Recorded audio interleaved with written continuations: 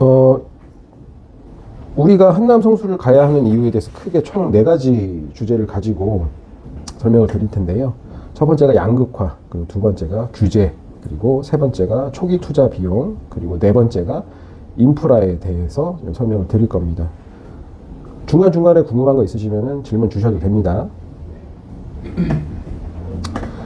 우리가 양극화를 처음으로 볼 텐데, 최근 시장 상황이 굉장히 중요해요. 우리 한 3개월 전까지 굉장히 핫했잖아요.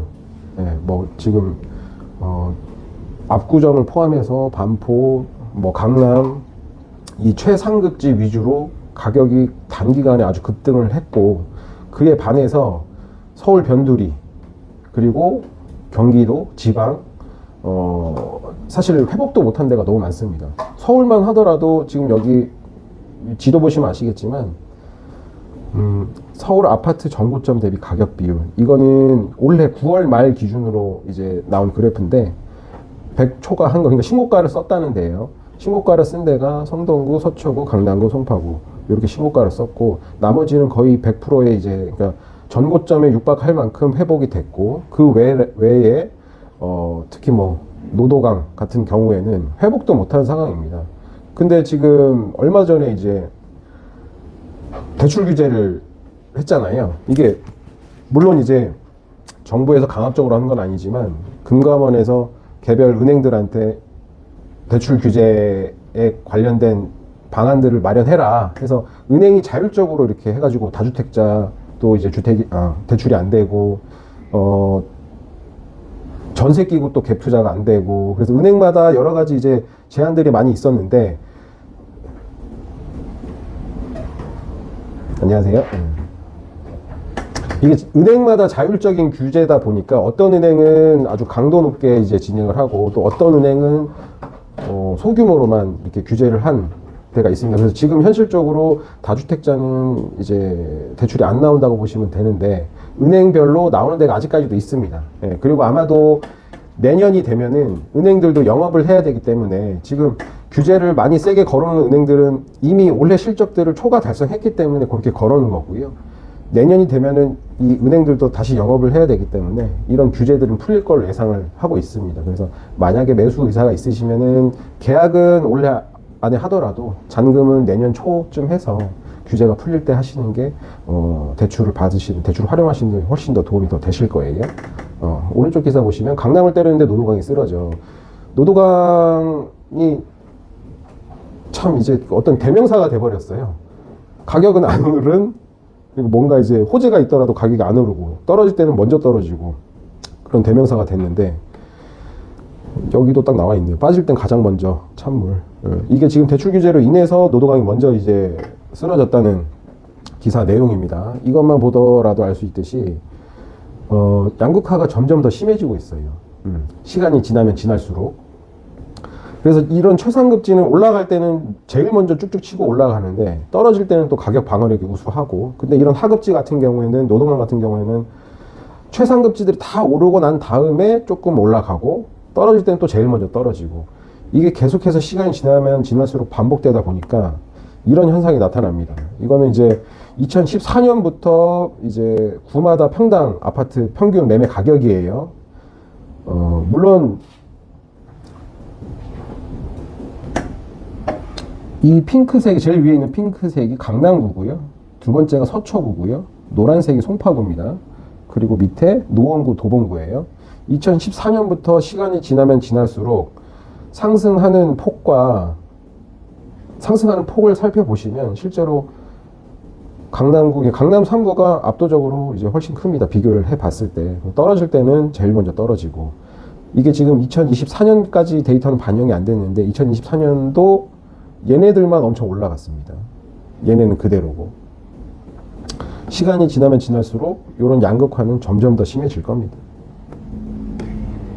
다주택자 규제의 역설, 서울 아파트가 격차 16배. 어마무시하죠. 네. 지금 강남과 강북을 비교했을 때, 그러니까 이건 사실 극단적으로 비교를 한 겁니다. 원베일리 84 가격이랑 쌍문 현대 1차 84 가격이랑 16배가 차이 난다는 거예요. 원베일리 하나 살 거면 쌍문 현대 16채를 살 수 있는 그런 가격이 됐다. 이게 물론 극단적으로 비교를 한 거지만 앞으로 시간이 지나면 지날수록 최고가 아파트랑 최저가 아파트의 가격이 점점 더 벌어질 겁니다. 서울 자치구별 평균 실거래 가격, 이거는 2024년 1월에서 5월 데이터를 기준으로 한 겁니다. 1등이 서초구예요. 당연히 이제 반포가 한 몫을 했겠죠. 예. 그 다음 강남구, 3등이 용산구, 송파구. 송파구가 또 많이 올라왔습니다, 최근에. 보시면 강북, 노원, 중랑, 도봉. 그냥 극적으로 비교가 됩니다.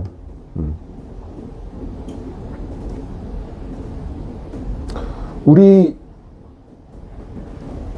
자치구별 아파트 가격이 평균 아파트 가격이 가장 높은 데가 어딜까요?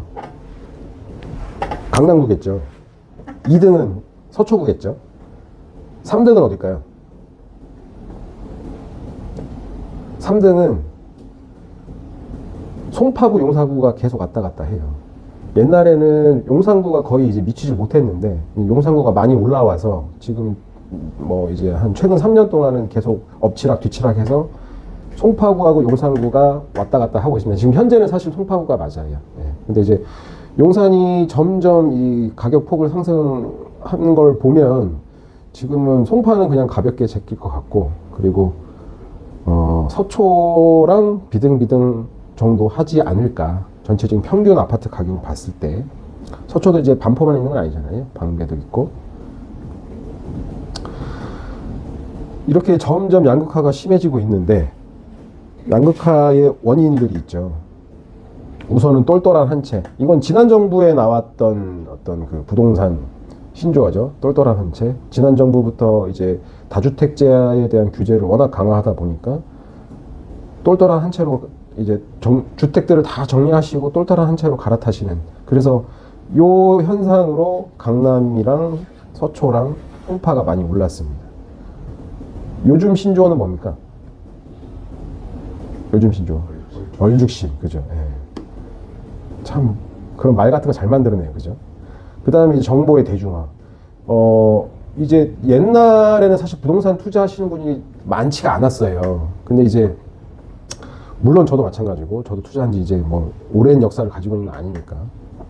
근데 점점 정보들이 이제 대중화돼 있고, 온라인 상으로 여러 가지 이제 뭐 유튜브라든지 뭐 네이버 블로그라든지 그런 것들을 통해서 워낙 다양한 양질의 정보를 접하다 보니까 이제 사람들이 다 알게 됐어요. 좋은데 나쁜데 이런 걸 다 알게 됐어요.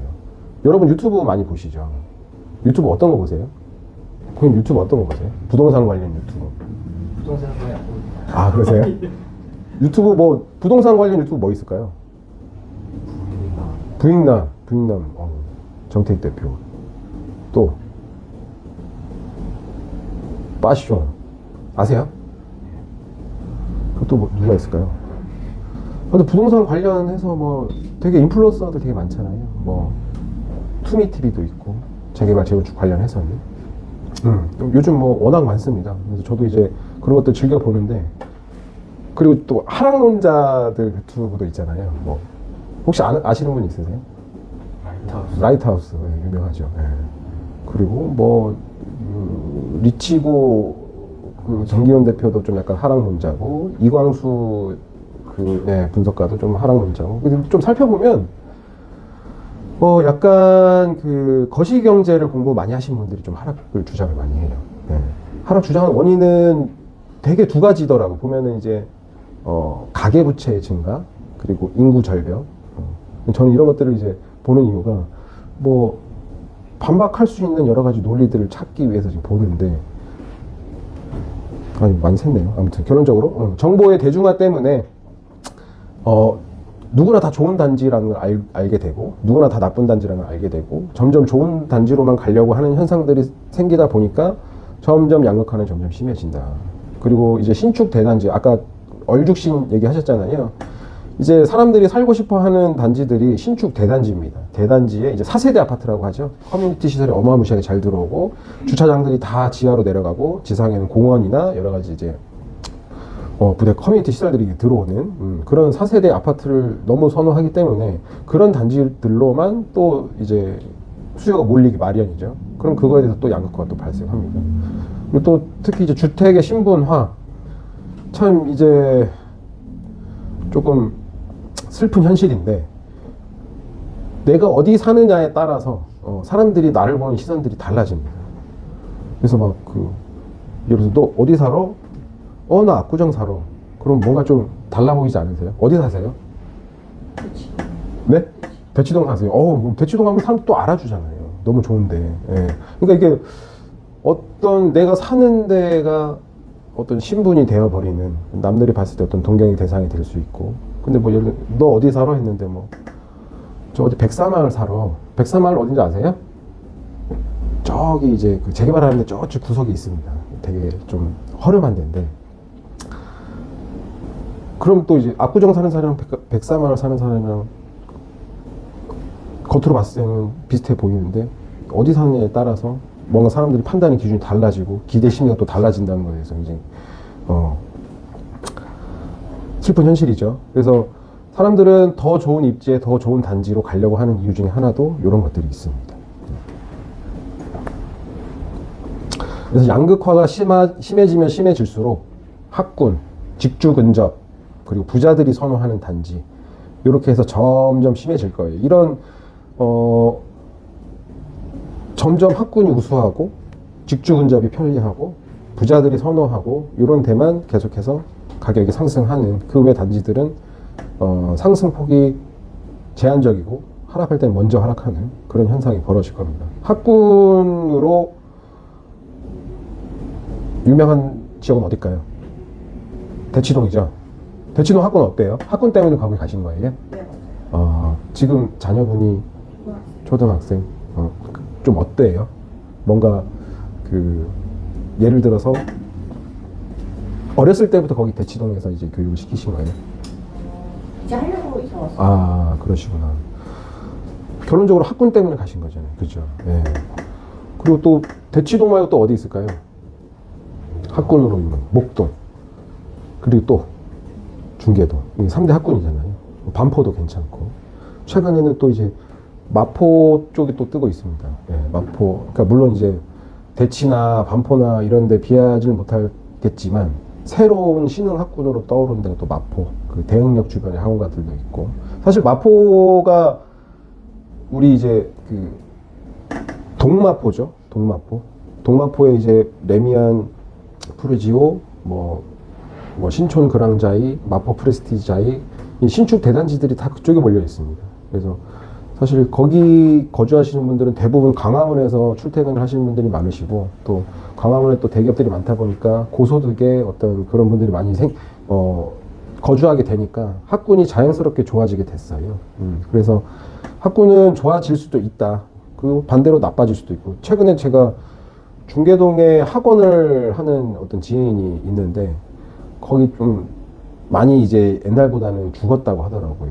뭐 일단 인구 감소도 이런 것도 있고. 그래서 그분이 중계동에서 이제 마포의 대흥으로 넘어가셨더라고요. 그래서 중계동도 물론 학군으로 유명하지만 어떤 쇠퇴기를 걷고 있는 것 같은 그런 느낌이 듭니다. 예. 근데 뭐 대치, 반포, 목동은 뭐 압도적으로 뛰어나죠. 예. 그리고 직주 근접에 양극화는 어떤 데를 보면 될까요? 직장 근처 보시면 되잖아요. 뭐 우리나라 크게 업무지구 여의도, 광화문, 강남, 그리고 뭐 근데 이제 직주 근접도 좀 약간 퀄리티가 있는 데랑 조금 떨어진 데가 있습니다. 뭐 예를 들면 구로 디지털 단지, 가산 디지털 단지, 물론 거기도 이제 대기업들도 있긴 하지만 강남이나 여의도나 광화문에 비해서는 조금 이제 직장의 어떤 소득 수준이 좀 떨어지잖아요. 그럼 예를 들어서 지금 광화문으로 기준을 봤을 때 뭐 경인궁 자이라든지 뭐 부가인 뉴타운이라든지 이런 것들이 이제 가치를 더 부각시키겠죠. 그리고 뭐 여의도야 지금 재건축 한창 활발히 진행을 하고 있으니까 여의도 밑으로 노량진, 그리고 뭐 흑서 이 정도. 그리고 강남이야 워낙 뭐 개포부터 반포, 압구정, 강남 뭐 역삼동, 삼성동에도 아파트들이 많고 재건축을 하는 데도 많고 그렇습니다. 그런 데 위주로 또 보셔야 된다. 최근에 또 이제 생기는 업무지구가 DMC 아시죠? DMC 주변이 원래 그냥 허벌판에 다 쓰러져가는 판자촌에 막 그랬는데 지금 DMC 주변으로 수색증산 뉴타운에서 지금 잘 들어오고 있고 거의 마무리 단계입니다. 그리고 그 밑으로 성산시형 또 그 밑으로 여러 가지 모아타운이나 뭐 여러 가지 신속통합기획 여러 가지 이제 재개발들이 다 진행이 되고 있어요. 그런데도 눈여겨볼 만하겠죠. 우리가 특히 눈여겨봐야 될 때는 이제 부자들이 선호하는 그런 단지를 보셔야 됩니다. 부자들은 어떤 데를 선호할까요? 약간 부자들은 직주 근접이라는 거리가 있습니다. 주거 여건이 굉장히 양호하고 녹지가 있고 프라이빗하고 그럼에도 불구하고 여러 가지 편의 시설들이 근처에 있으면 그런 데를 선호하시죠. 뭐 대표적으로 뭐 압구정, 반포 그리고 우리 하이엔드 아파트들 유명한 아파트들 뭐 한남더힐이나 나인원 한남이나 아까 보셨던 아크로스 포레스트나 그런 데들 다 보시면 풍부한 녹지를 다 확보를 하고 있습니다. 서울숲이나 한강이나 그런 이제 녹지 공간을 충분히 확보를 하고 좀 프라이빗한 공간이 돼야 부자들이 또 선호를 한다. 그럼 부자들이 어디를 선호하는지 좀 살펴보겠습니다. 제일 처음으로 압구정. 뭐 우리나라 최고의 입지죠. 예. 아파트 가격도 가장 비싸고 지금 여기가 다들 재건축을 추진을 하고 있고 뭐 얼마 전에 3구역이 이제 그 공랑구안을 내놨는데 70층으로 간다고 해요. 예. 여기가 재건축이 되면은 우리나라 아파트 중에 가장 비싼 단지가 될 겁니다. 예. 너무 기대가 되고 예. 그리고 밑으로 반포. 뭐 지금 원베일리를 필두로 해서 계속해서 신고가 쓰고 있고 주변 단지들도 같이 계속 신고가 쓰고 있고 뭐 반포 1, 2, 4주구가 이제 또 공사를 시작하죠. 예. 뭐 신반포 2차도 레미안 원베일리 바로 옆으로 해서 조합원들은 전부 다 파노라마까지는 아니고 한강뷰 무조건 나오는 그런 단지가 되고 있고 계속해서 신고가 쓰고 있습니다. 반포 역시. 그리고 서쪽으로는 여의도도 마찬가지로 재건축 다 활발하게 진행이 잘 되고 있죠. 그리고 이촌동도 재건축 내지는 리모델링으로 잘 진행이 되고 있고 그 다음 한남 뉴타운, 그 다음 성수 전략정비지구, 그 다음 잠실에 있는 한강변. 저는 딱 이렇게까지만 우리나라 최상급지로 보고 있고요. 여기는 부자들이 선호하는 단지입니다. 부자들은 또 서울에만 있는 게 아니잖아요. 지방에서도 다 돈을 싸들고 여기에 투자를 하십니다. 물론 그분들이 수익을 내려는 목적도 있겠지만 중요한 거는 안전하게 내 자산을 지키는 데 더 포인트가 있습니다. 뭐 수백억 하는 이런 아파트들을 사는 거는 이거를 통해서 많은 수익을 내겠다 보다는 에셋 파킹의 개념이 더 크다는 거예요. 네. 그래서 계속해서 이쪽으로 자금이 몰려듭니다. 양극화가 심해지면 심해질수록 계속해서 이쪽으로 자금이 몰려들기 때문에 계속해서 얘네는 뭐 상방이 거의 없다 보시면 됩니다.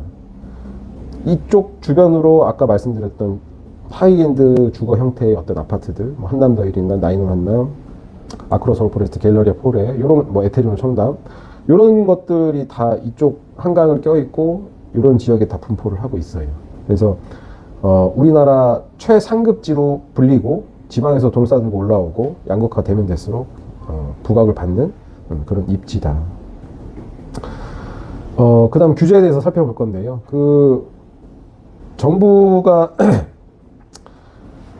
여러 가지 규제들을 내놓고 다주택자든지 뭐 이제 그 투자 수요라든지 이런 부분에 대해서 굉장히 규제를 많이 하잖아요. 대표적으로 토지거래 허가구역과 재건축 초과이익 환수제가 있습니다. 예, 토지거래 허가구를 묶이게 되면은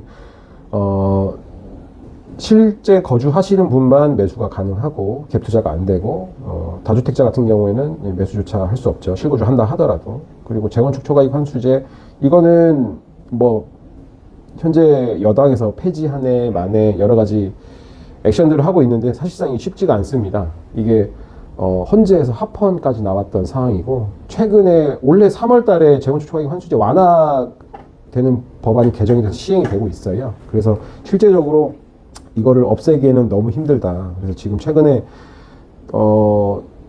제초세를 내야 되는 단지들이 계속해서 늘고 있는데 계속 차일피일 시간을 미루면서 안 내려고 지금 버티고 있는 데도 있고 근데 실질적으로 안 낼 수는 없을 것 같아요.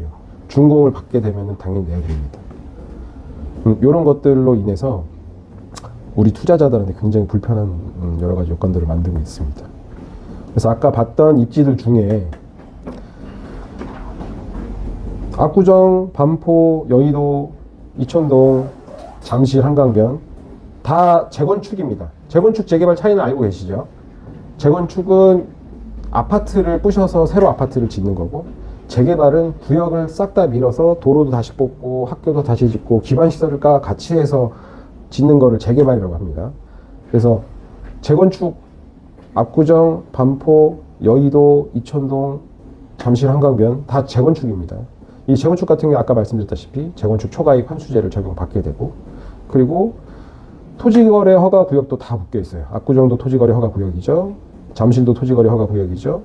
반포도 일부는 토지거래 허가 구역입니다. 그 1, 2, 4주구나 신반포 2차. 그리고 여의도 전부 다 토지거래 허가 구역이고, 이천동도 지금 서빙고, 신동아가 토지거래 허가구로 묶여 있습니다. 그리고 유일하게 제가 아까 말씀드린 입지들 중에 유일하게 성수, 한남만 규제에 좀 자유롭습니다. 물론 성수가 토지거래 허가 구역이긴 하지만 아파트를 제외하고는 주택임대사업자를 통해서 매수가 가능하죠. 그래서 실제적으로 이 최상급지들 중에 재건축 초과이익 환수제를 적용받지 않고 토지거래 허가도 없는 지역은 유일하게 한남하고 성수밖에 없다. 그만큼 매수 매도가 자유롭게 가능하고, 그리고 재초과는 피했기 때문에 실질적으로 수익률이 많이 뜁니다. 재건축 초과이익 환수제 완화된 기준으로 했을 때 지금 여기 어딘지 아세요? 네, 한강맨션입니다. 정말 사업성 좋게 보이죠. 저층에 한강 딱 붙어 있고, 얘네가 레미안 첼리투스 바로 옆에 있는데, 지금 얘네가 지금 관리청이가 나고 이주를 해야 되는데 재건축 초과이익 환수제 때문에 얘네들이 골머리를 앓고 있어요. 지금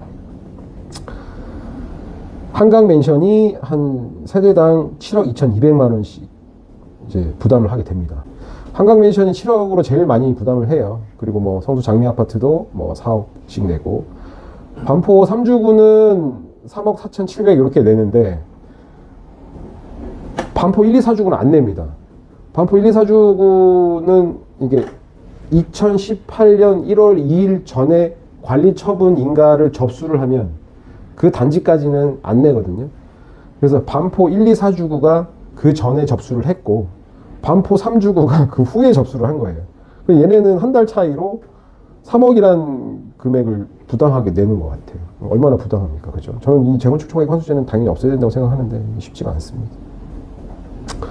근데 웃긴 건 반포주공 3주가 더 빨라요. 지금 한참 공사하고 있고 1, 2, 4주구는 이제 시작이에요. 3주구 입장에서 굉장히 억울하죠. 그 다음 강남의 개포 한신이 2억 9천, 신반포 21차가 2억 3천. 이렇게 뭐 수억씩 이게 부담을 해야 돼요. 그럼 얼마나 이제 수익률에서 얼마나 엄청 까지는 거죠. 수익률 자체가 확 줄어든다고 보시면 됩니다. 2018년 1월 2일 이전에 관리처분인가 신청한 단지, 요거는 사진 찍으세요. 얘네들 보면은 다 이제 아파트 준공을 앞두고 있습니다. 다 이제 청약을 하고 1, 2, 4주구 이제 착공 앞두고 있고, 서초 신동아, 뭐 개포주공 14, 뭐 진주 미성, 잠실 크로바 다 뭐 얘네들 지금 이제 잠실 레미안 아이파크로 청약했고, 크로바 미성 같은 경우도 이제 잠실 르웰로 이제 분양 앞두고 있죠. 둔촌주공 이미 이제 준공 앞두고 있고,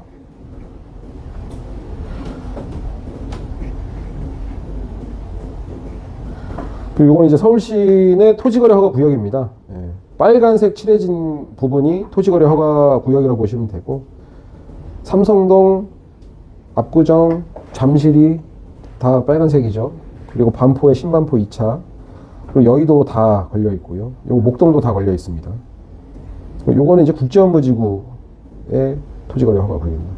요게 이제 서빙고 신동아, 성수 전략정비구역, 요 옆에는 자양사동 신덕통합기획. 이 중간중간에 조금 이렇게 돼 있는 거는 신속종합기획으로 선정이 됐거나 공공재개발로 선정이 된 지역들입니다. 그런 지역들은 다 토지거래 허가로 묶여 있죠. 토지거래 허가로 묶이게 되면 일단은 다주택자는 쳐다도 못 봅니다. 아예 그냥 허가를 내기가 좀 힘들다 보시면 되죠. 물론 주택임대 사업자를 내시면 가능합니다. 아파트가 안 된다는 거지. 아파트는 주택임대 사업자가 안 되기 때문에. 그리고 무조건 실거주를 하셔야 돼요. 그럼 몬테크를 또 생각을 하셔야죠. 그나마 재건축은 그나마 그래도 좀 살만하죠. 재개발 몬테크는 진짜 너무 미칩니다. 진짜 너무 힘들어요. 그리고 토지거래 허가로 묶여있기 때문에 매도하는데 굉장히 제약이 많이 따릅니다. 매수 매도가 굉장히 힘들기 때문에 토지거래 허가로 묶이면 상승장에서도 상승폭이 더디고 장점은 하락장에서 가격 방어력이 우수합니다. 거래가 안 되니까.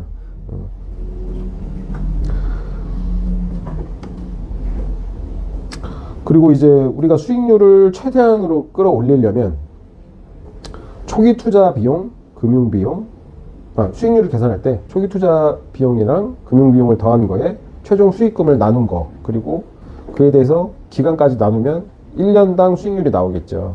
그러면 이 수익률을 높이려면 금융 투자 비용, 금융 비용, 초기 투자 비용 기간을 최대한 낮추고 이 수익금을 최대한 늘리면 그러면 수익률이 어마어마하게 증가하겠죠.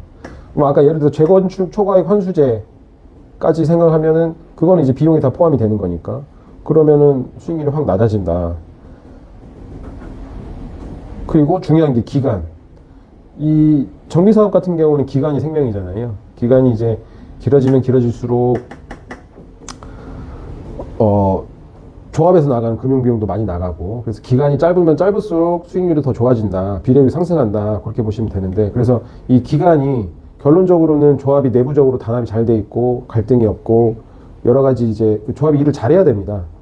그래서 나중에 이제 정비사업을 투자함에 앞서 이런 기간 대비 수익까지 생각을 한다면 조합이 일을 잘하고 내분이 없고 갈등이 없는 그런 사업장을 가시는 게 우리 수익률에 가장 큰 어마어마하게 큰 영향을 미친다, 그렇게 보시면 됩니다. 그리고 초기 투자 비용에 대해서 말씀드릴 텐데, 재건축 같은 경우에는 그나마 살기가 양호하고 실제적으로 몬테크하기 수월하기 때문에, 그리고 아파트이기 때문에 가격적으로 굉장히 비싸요. 그에 반해서 재개발 같은 경우에는 얘네가 이제 아파트보다는 저렴한 빌라, 단독주택 위주의 시장이기 때문에 실제로 초기 투자 비용이 낮습니다. 그래서 재건축 같은 경우에는 초기 투자 금액이 굉장히 높고, 그리고 추가로 내시는 추후 비용이 적다, 이렇게 생각하시면 되고, 재개발은 초기 투자 비용이 굉장히 저렴하지만 추후에 분담하는 그 비용이 많이 들어간다, 이렇게 생각하시면 됩니다. 근데 우리는 수익률을 따질 거면은 투자하는 입장에서 초기 투자 금액을 최대한 세이브 시켜서 가지시는 게 맞죠. 금융비용이 들어간다 하더라도. 그리고 좋은 입지들은 추가로 내시는 분담금 자체가 뭐 빵빵100 뭔지 아시죠? 계약금 중도금 없이 잔금만 100%, 이런 조건들이 대부분입니다. 그래서 이런 레버리지 같은 걸 충분히 활용할 수 있어요. 그래서 수익률적인 측면에서도 재건축보다는 재개발이 훨씬 낫다. 그리고 인프라 같은 경우, 우리 아까 그 압구정, 반포, 여의도, 뭐 이천동, 잠실 보시면은 재건축 단지들이 대부분이고, 그들은 이미 인프라가 거의 다 갖춰져 있어요. 완성형 인프라라고 보시면 되는데, 성수나 한남 같은 경우에는 이제 막 인프라가 이제 지어지기 시작합니다. 뭐 성수도 지금 뭐 가보시면 아시겠지만 하나 건너 하나 다 공사를 하고 있어요. 다 뭐 지식산업센터 올리고 뭐 오피스 건물 올리고. 여러분들 이제 그 우리나라에서 오피스 공실이 없는 데가 유일하게 2군데 있거든요. 어딘지 아세요? 어딜까요? 성수랑 판교. 성수랑 판교가 오피스 공실이 없습니다. 그리고 실제적으로 지식산업센터에서 혹시 지식산업센터 투자해 보신 분? 다들 현명하시네요. 지식산업센터 투자했다가 망하는 사람들 엄청 많거든요. 막 대출 막 풀 레버리지, 대출도 잘 나오니까 막 해가지고 막 어디 뭐 경기도 인근 어디 막 했는데 결론적으로 입주하는 기업들이 없으니까 이자만 나가고 수익도 안 나고 헐값에 처분하고, 그렇게 해서 이제 망하는 경우가 대부분인데, 지식산업센터로 돈 버는 사람들은 다 판교 아니면은 성수입니다. 거의 더블 났어요. 그런 것들은 투자할 만하죠. 그리고 영등포 정도? 예. 그 정도 빼고는 지식산업센터로 수익 내기가 굉장히 힘들어요. 그만큼 이제 오피스가 모자라고, 지금도 이제 뭐 성수 뒤편으로는 이제 IT 패션 관련된 그 특정개발진흥지구라고 해서 그 관련된 기업들이 들어오면 세금 혜택을 어마무시하게 줍니다. 예. 그런 것들 때문에 지금도 뭐 어떤 뭐 IT 기업들, 게임 회사 이런 것들이 본사들을 다 그쪽으로 이전을 하고 있죠. 그리고 한남은 뭐 말할 것도 없이 뭐 여러 가지 호재들이 너무 많잖아요. 예. 뭐 용산공원도 있고 북정지도 있고 이런 인프라들이 계속해서 들어오기 때문에 장기적으로 봤을 때는 확실히 새로 생기는 인프라들 때문에 추가적인 상승도 기대를 해볼 수가 있다. 그래서 한남 성수를 가야 하는 이유, 계속해서 양극화는 심해지고 있고 그 양극화가 심해지는 과정에 우리가 큰 수익을 볼 수 있는 아까 최상급지들 그쪽을 보셔야 되는데, 그쪽 특징들은 규제들이 많이 발목을 잡고 있어서 실제로 한남 성수 정도가 규제에서 자유롭다. 그리고 한남 성수가 재개발이기 때문에 초기 투자 비용도 적고, 그리고 계속해서 인프라가 확충되는 지역이기 때문에 장기적으로 추가적인 상승도 노려볼 수 있다. 예, 이렇게 해서 크게 양극화, 규제, 초기 투자 비용, 인프라 확충을 통해서 우리는 한남 성수를 가야 한다. 실질적으로 수익률 차이가 어마어마하게 납니다. 예를 들어서 지금 신반포 2차 신반포 2차 구평을 받으시려면 30평형을 매수를 하셔야 되거든요. 30평형 지금 얼마 하시는 줄 아세요? 37억? 벌써 37억이 나갔어요. 제가 최근에 본 거 한 35억 정도로 봤는데 또 호가가 그렇게 올랐나 봐요. 네. 근데 그 10만포 2차가 사업성도 안 좋아요. 비례율이 뭐 80도 안 나오거든요. 추가 분담금을 또 어마무시하게 냅니다. 추가 분담금 내고 재건축 초과익 환수제까지 내면, 그러면 옆에 있는 반포 원베일리랑 가격이 똑같아요. 원베일리가 지금 한강뷰 나오는 부평이 60억 정도 하고 안 나오는 게 한 50억 정도 하잖아요. 신반포 2차 총매가 기준으로 따지면 50억이 넘어갑니다. 그러면 그건 10년씩 기다리면서 그거보다 추가적인 어떤, 물론 나는 여기가 입지가 좋기 때문에 난 무조건 살 거야 해서 그렇게 들어가시는 건 상관없지만, 투자적인 측면에서 봤을 때 과연 그게 남는 장사인가. 우리는 투자자적인 마인드로 접근을 해야 되잖아요.